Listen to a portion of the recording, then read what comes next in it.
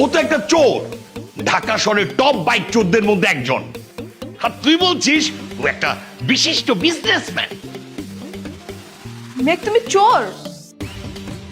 এই তুই কাকে মেঘ বলছিস? আরে ওর নাম নয়ন, নয়ন চোর। আর আপনি আপনি কি? আপনি তো আমাদের সংগঠনের সভাপতি মিস্টার গাজী চোরা। এই, এই, কি হচ্ছে সব? কি আর হবে, আপনি আমার পরিচয় নিয়ে হাটে হাড়ি ভাঙলেন, তাই আমিও ভাঙলাম। বাবা, তার মানে তুমি ওর মতো ফ্রড?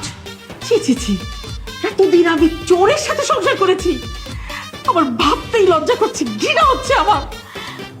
এজন্যই তো বলি বাবা কেন আমাদের কখনো অফিসে নিয়ে যায় না।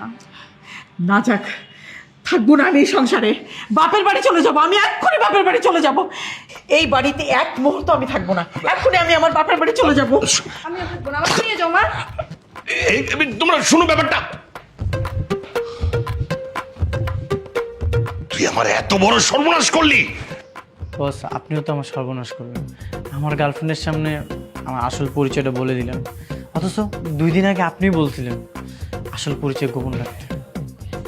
তখন কি জানতাম সেটা আমার মেয়ে? বস, আমিও জানতাম না এটা আপনার মেয়ে। খুব ভালো করেছিস। আমি আজকে 25 বছর ধরে তিল তিল করে এই পরিচয় গড়ে তুলেছি, আজকে তুই ওদের সামনে আমাকে চোর বানিয়ে দিলি।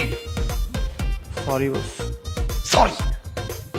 যা, বেরো, বেরো বলছি তুই।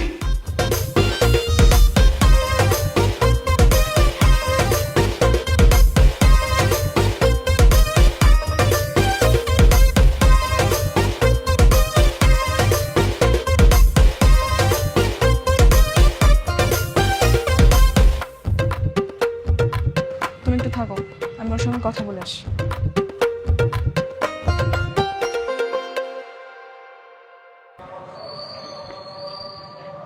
কি চাই?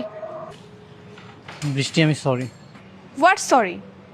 এত বড় অন্যায় করে এখন আসছো সরি বলতে? দেখো, আমি তোমার বাবার শিষ্য।